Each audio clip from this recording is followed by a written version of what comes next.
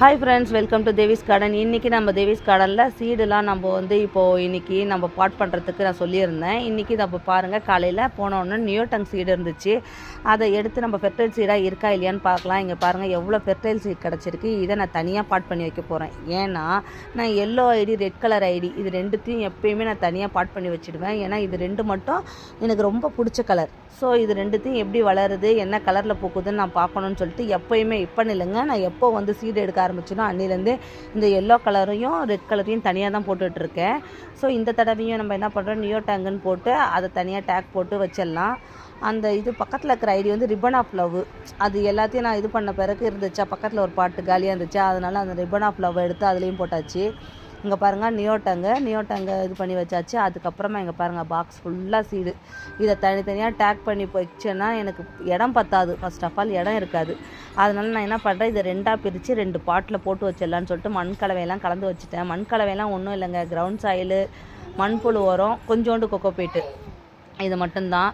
So இதுங்க பாருங்கள், இந்த விதைக்கெல்லாம் அவசரத்தை 2 நாள் முன்னாடி ஊருக்கு போகிறதுக்கு முன்னாடி எல்லாத்தையும் ஹார்வெஸ்ட் பண்ணி பாக்ஸில் போட்டு வச்சுட்டு போனோம். அதுக்குள்ளே முளைச்சிருச்சு. இப்படியும் இருக்குது சில சீட்ஸுங்க. ஆனால் சில சீட்ஸுங்க நல்ல முத்தாக இருக்கும், நம்ம என்ன போட்டாலும் வளர்ந்து வராது.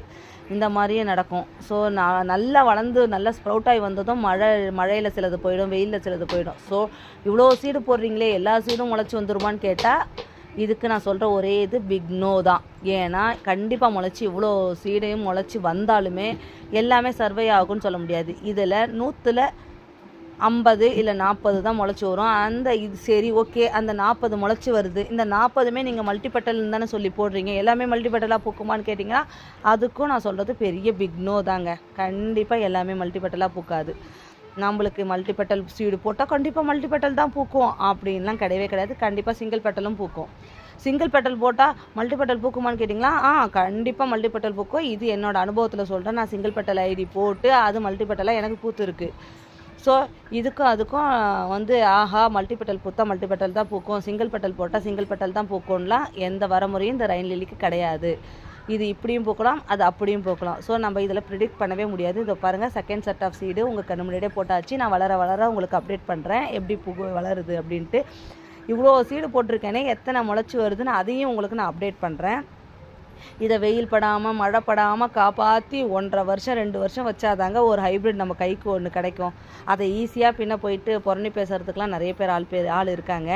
புறணி பேசுகிறவங்க தானே, சரி பேசினா பேசிட்டு போட்டோம், அதே வேலையாக அதே பொழப்பாக இருக்கிறவங்க பண்ணிட்டு போட்டோம். நம்ம வேலை இது, நம்ம பண்ணிகிட்டு இருப்போம். எதனா பேசினா நம்ம துவண்டு நிறுத்திடுவோன்னு நினைக்கிறாங்க. ஸோ நம்ம பாட்னு போயிட்டே இருப்போம், காதில் வாங்காமல். ஏதாவது பார்த்தா